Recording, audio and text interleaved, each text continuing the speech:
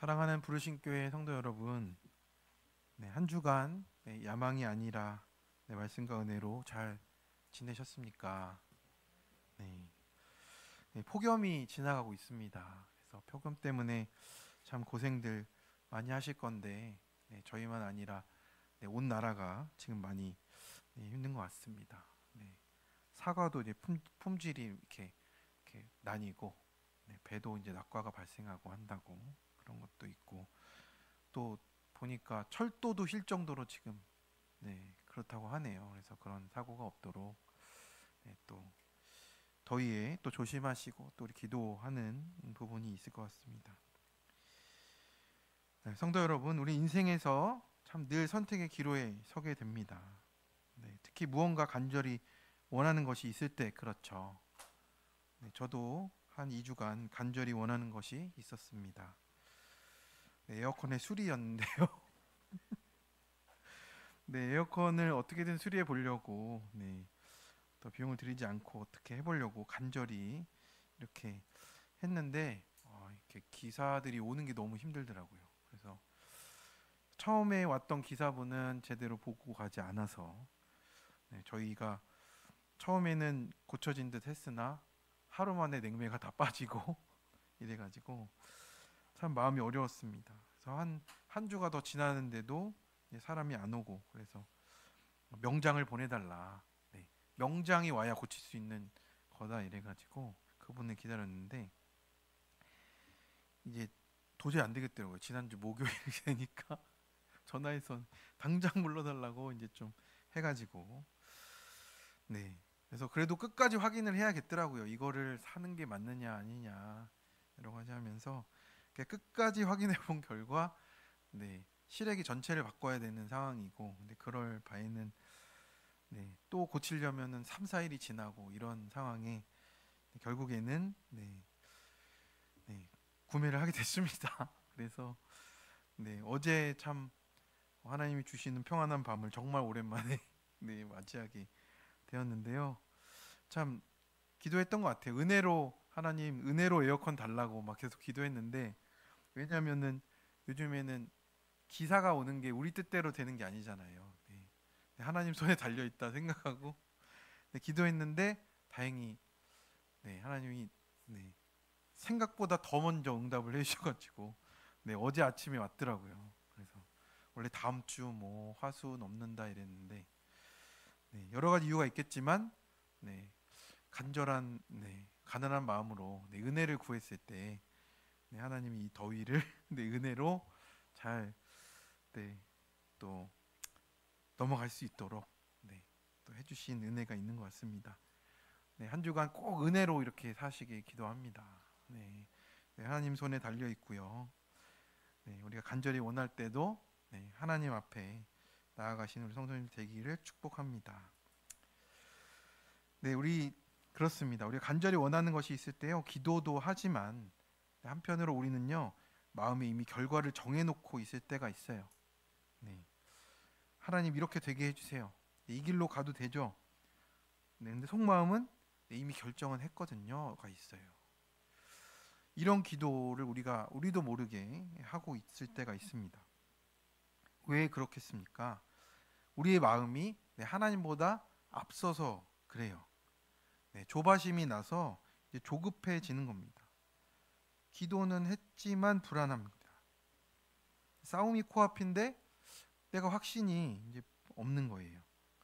그래서 우리는 이제 그때 우리가 발동하는 게 뭐예요? 뭔가라도 해야겠다.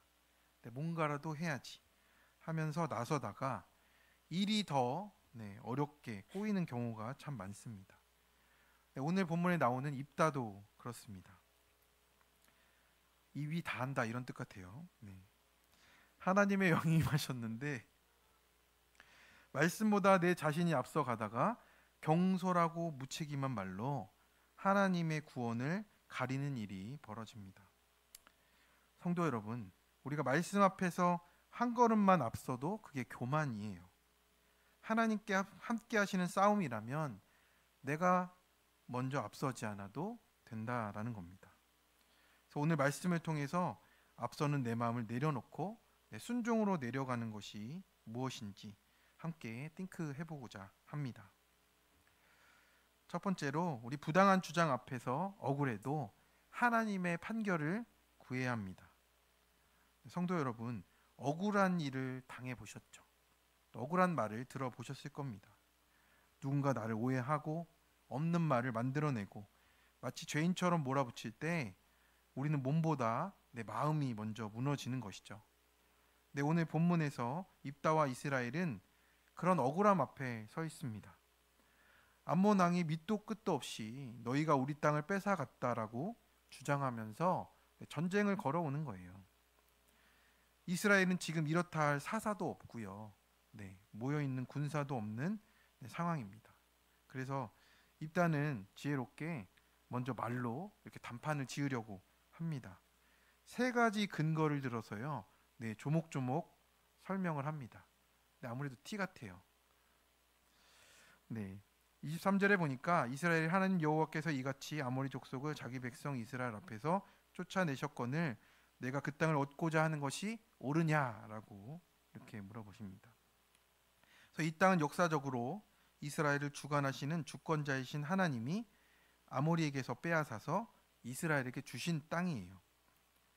그리고 종교적으로도요. 24절에 보니까 내신 그모스가 내게 주어 차지하게 한 것을 내가 차지하지 아니하겠느냐. 우리 하나님 여호와께서 우리 앞에서 어떤 사람이든지 쫓아내시면 그것을 우리가 차지하리라라고 합니다. 이렇게 암몬 왕에게 너희 신도 너희에게 주면 차지할 거 아니냐.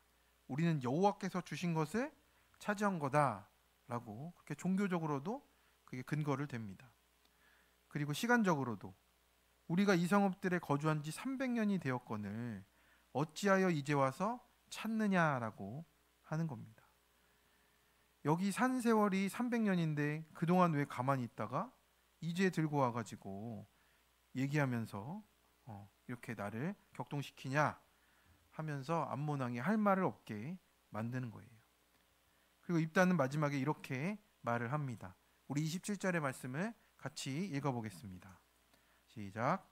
내가 내게 죄를 짓지 아니하였거늘 내가 나를 쳐서 내게 악을 행하고자 하는도다. 원하건대 심판하시는 여호와께서 오늘 이스라엘 자손과 암몬 자손 사이에 판결하시옵소서. 아멘.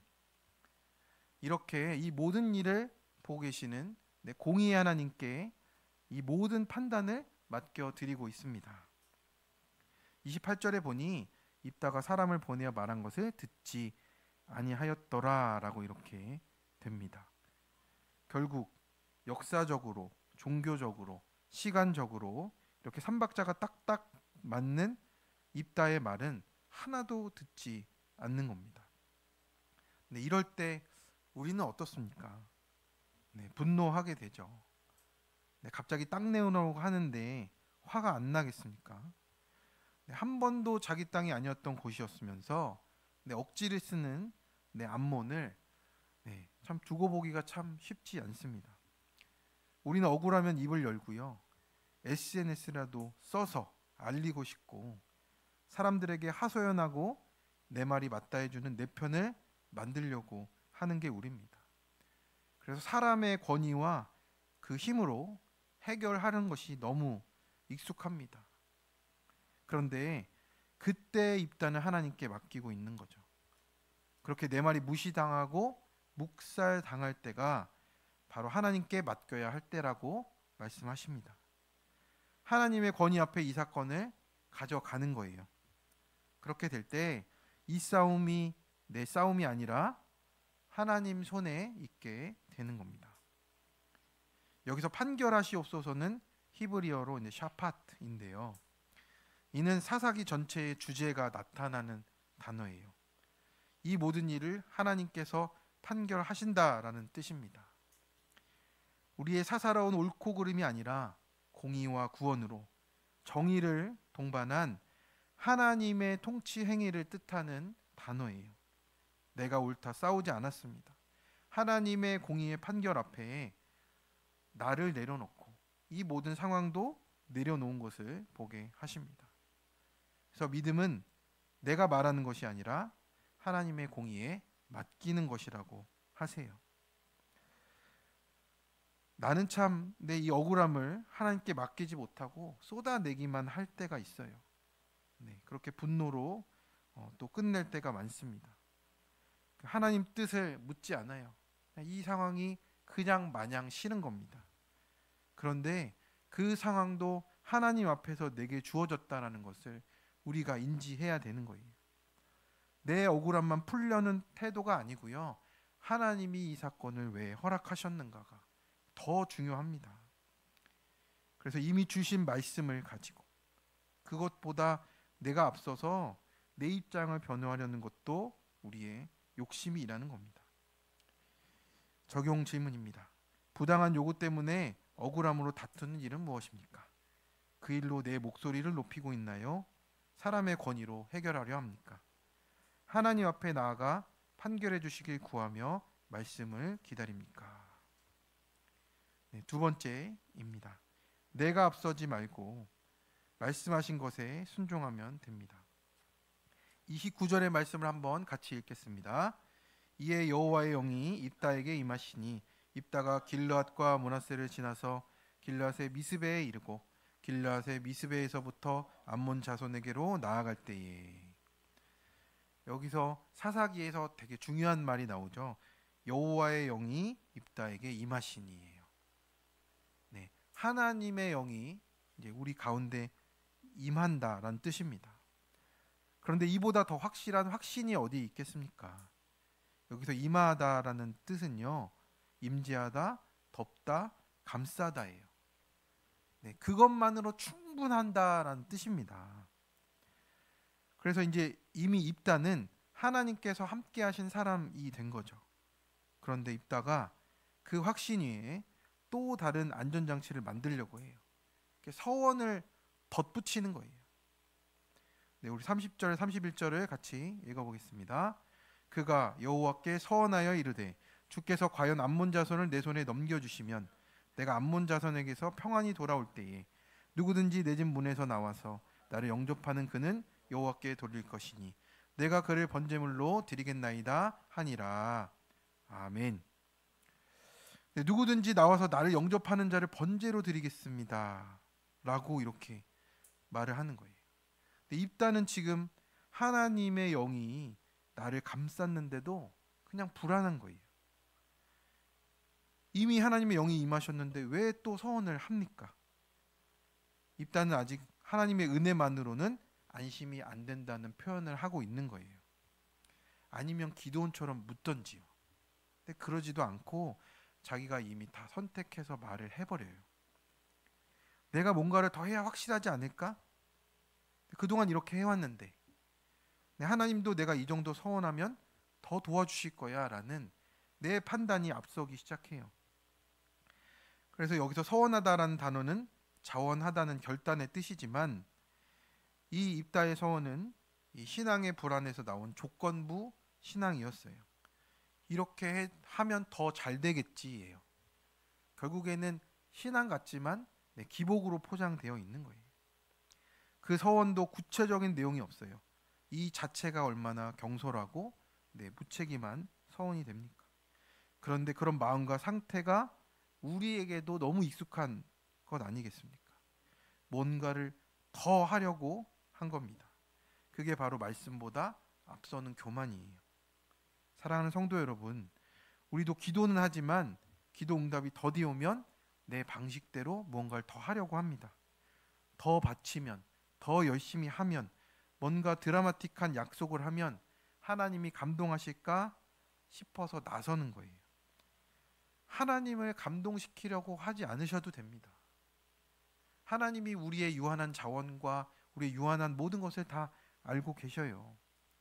하나님은 구원을 준비하셨고 은혜는 그 자체로 충분합니다. 내가 앞선 서원은 조건이고 교만이고요. 하나님 없이도 내 방법이 있다는 자기 신뢰가 되는 겁니다. 신앙이 아니라 내가 주인된 교만에 속는 거예요.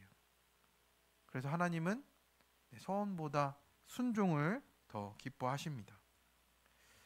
말씀이 임했는데도 또 확인하려고 기도하고 또 표징을 구하고 또 조건을 붙입니다. 이거는 믿음이 아니고요, 불신앙입니다. 우리가 그것을 분별하며 가야 할 것입니다. 큐티의 간증을 살펴보니까요, 어릴 적 할아버지 집에서 손가락이 잘린 열등감 때문에 힘들었던 집사님이 간증을 남겼습니다. 주님을 인격적으로 만나서 여호와의 영이 임했는데도 취업이 안 돼서 초조와 불안으로 가득했다고. 모태 신앙이었지만 이제 대기업에 합격시켜 주시면 이제 직장을 사명지로 여기고 하나님 나라 섬기겠다, 이렇게 서원하듯 기도했는데 또 하나님 은혜로 또 합격해서 직장 생활을 하게 됐습니다. 그런데 이제 사업 목표를 달성하기 위해서 직장 환경 속에서는 술과 음란과 수단과 방법을 가리지 않으라고 그렇게 회사에서 강요를 했답니다.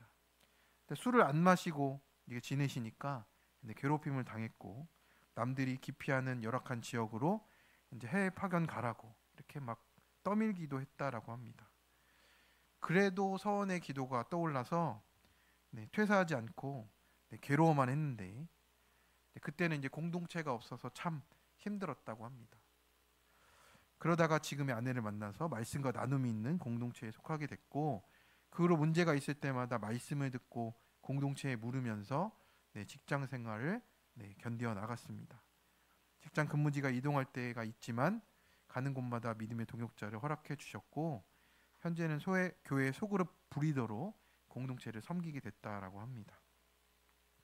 전쟁 같은 직장 생활에서 자기 연민으로 애곡하다 끝날 뻔했는데 그 인생을 건져주시고 인도하신 하나님께 감사드린다, 이렇게 고백을 했습니다.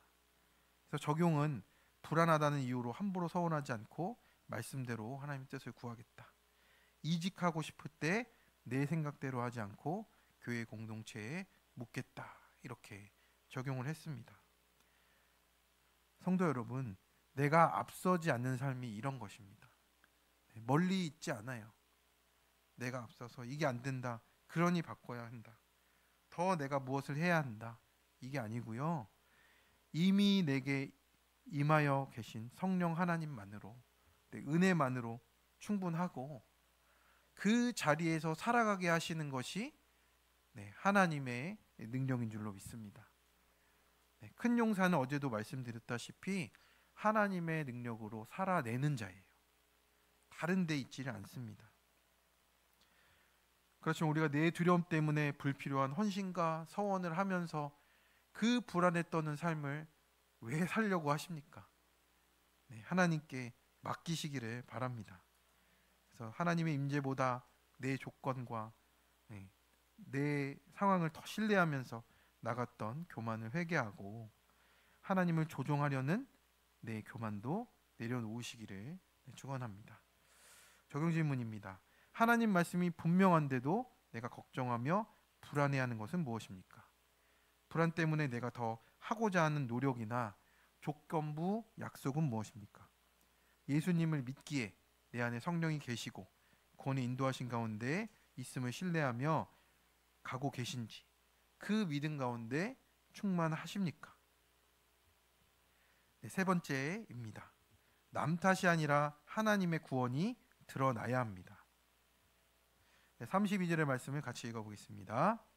이에 입다가 암몬 자손에게 이르러 그들과 싸우더니 여호와께서 그들을 그의 손에 넘겨주시매. 아멘. 여호와의 영이 임한 입다는 암몬과의 전쟁에서 크게 승리를 하죠. 근데 이 승리가 어디에서 온 것 같으십니까? 서원 때문이었을까요? 아닙니다. 하나님의 주권적인 역사 때문이에요. 그들을 입다의 손에 넘겨주신다는 표현처럼 하나님의 선물로 주시는 구원이 됐다라는 거예요. 이처럼 구원은요, 하나님의 일입니다. 그리고 하나님의 선물이고요. 그런데 입다는 이 구원과 승리의 기쁨을 제대로 누릴 수가 없게 됐습니다. 자신의 무책임한 서원으로 말미암아서 문제가 생긴 것이죠. 입다를 제일 처음 영접하러 나온 것이요, 지나가는 강아지였으면 얼마나 좋겠습니까? 다른 사람이었으면 얼마나 좋겠습니까? 그런데 딸이었대요. 딱 한 사람, 그 딸, 무남 동녀 외딸이에요. 와, 정말 저도 소름이 돋더라고요. 야, 그러면 어떡하냐? 우리 손주호가 앞에 뛰어나오면 어떡하냐? 뭐 이런 생각을 하게 된 겁니다. 그때 그는 이렇게 말합니다. 우리 35절의 말씀을 같이 읽어보겠습니다. 시작. 입다가 이를 보고 자기 옷을 찢으며 이르되 어찌할꼬 내 딸이여 너는 나를 참담하게 하는 자요 너는 나를 괴롭게 하는 자 중에 하나로다. 내가 여호와를 향하여 이르으니 능히 돌이키지 못하리로다. 이렇게 한탄을 합니다. 그의 딸은 그저 승리하고 돌아온 아버지를 반긴 것뿐인데 이 말을 듣는 딸이 얼마나 가슴이 무너졌겠습니까? 사랑하는 성도 여러분, 하나님의 구원은 온전했습니다. 하지만 입다의 경솔함이 하나님의 구원을 완전히 가리고 있어요. 입다는 자신의 어리석은 말을 딸 탓으로 돌리기까지 해요. 그러나 진짜 문제는 자신이 하나님보다 앞선 그 교만 때문에 잊게 된 이 서원 때문이죠. 우리도 신앙생활을 하면서 문제가 생기면 우리 입술에서부터 무엇이 나옵니까? 아내 탓, 남편 탓, 자녀 탓, 환경 탓을 하게 돼 있습니다. 그러나 그 전에 돌아봐야 될 것이 나입니다. 내가 하나님보다 말씀보다 앞선 것이 없었는지 돌아봐야 돼요. 저도 하나님 앞에서 또 사람들 앞에서 했던 말이 있어요. 나는 법 없이도 살 것 같아 라는 말을 했습니다. 그런데 그게 저한테 돌아오더라고요. 네, 하나님 앞에서 할 말이 아니었던 거죠. 성도 여러분, 열심은 중요한 것이 아닙니다. 그 열심이 말씀 위에 있는가가 중요해요. 자기 기준의 신앙은 나의 사랑하는 사람도 해치는 거예요. 네, 어느 여자 집사님의 간증이에요. 네, 장애가 좀 있으신 것 같습니다. 네, 운명적인 만남으로 결혼을 하고 첫 일주일을 환상적인 결혼 생활을 했답니다. 네, 그때가 다잖아요. 네, 안 해보신 분은 꼭 해보시기 바랍니다. 믿는 사람과 결혼하고 싶었는데 교회도 안 던지는 남편이 교회에 와서 양육도 잘 받고 너무 좋았습니다. 어렸을 때 아버지께 맞은 기억, 엄마의 차가운 시선이 상처였고 내 편은 없다고 생각했는데 남편과 함께 천국 같은 신혼생활을 했습니다. 그런데 점점 삐그덕거리기 시작했고 급기야 나의 모든 불만 상황은 다 너 때문이야가 되었습니다. 남편이 다 잘 해결해 줄 거라 기대했는데 내 뜻대로 되지 않으니 모두 남편 탓을 하며 서서히 남편을 미워했습니다. 내 상처를 남편이라는 방패로 덮었고 그 문제의 원인이 나에게 있다는 게 깨달아져 마음이 평안해졌다고 이렇게 목장에 나눔을 하는 내용이었습니다. 그렇습니다. 자기 기준 위에 있으니까 결국에는 행복하다 했지만 결국엔 다 네 탓이 된다라는 그 귀결을 보게 되는 것이죠. 네, 하나님 앞에서 네 탓하고 있다면 네, 여전히 하나님의 임재 밖에 있는 거예요. 하나님의 임재가 내 안에 있다면 나부터 보게 돼 있습니다. 그것이 하나님의 구원을 가로막고요. 남 탓하고 있는 내가 하나님이 들어오지 못하게 문을 막고 있다라는 겁니다. 네, 상황을 단정짓고 하나님이 하실 수 있는 일의 여지를 닫아버린 나의 불신을 주님 앞에 회개하며 나아가길 바랍니다. 지금도 경건의 이름으로 내가 가정을 번제물로 삼고 있는지도 모릅니다. 그래서 나중에 사실은 이 본문을 잘 살펴보면요, 네, 입다의 딸을 번제로 드렸다는 게 아니에요. 네, 입다의 딸이 수녀처럼 그냥 남자를 알지 못하고 살아가는 삶으로 가게 됐다라고 그렇게 해석을 합니다. 왜냐하면 사사기 아무리 사사기지만 이 이스라엘에서 인신제사는 하나님이 정말 금하고 있다는 걸 알기 때문에 그게 아니고 이 딸이 결혼도 못 해보고 그렇게 해가지고 그렇게 수녀처럼 살게 됐다. 그것을 이제 다른 딸들이 와서 애곡해 줬다라고 이제 그런 풍습이 생겼다라고 우리가 해석을 하게 됩니다. 참 우리의 입이 문제입니다. 남 탓하고 내가 서원하고 내 스스로 한 말이 그렇게 되었다라는 게 오늘 우리에게 말씀하시는 부분인 것 같습니다. 그래서 내가 정말 내 입으로 하지 말아야 될 일들, 하나님의 구원을 가리는 내 입과 내 생각과 말을 조심하면서 또 하나님께 온전히 우리가 드려지기를 간절히 축원합니다. 적용 질문입니다. 지금 나에게 나타나는 것이 내 억울함과 남 탓입니까? 내가 한 말 때문에 묶여 있는 것은 아닌가요? 믿음처럼 포장된 그 말이 하나님의 구원을 가리고 오히려 문제의 씨앗이 되고 있지 않습니까? 하나님은 지금 나를 어디에서 건져주려 하시나요? 구원을 위해 나의 어떤 말을 조심해야 하겠습니까? 네, 우리 이 시간 우리 결단의 찬양을 함께 하시면서 우리 말씀을 가지고 함께 기도하는 자리로 나아가기를 원합니다.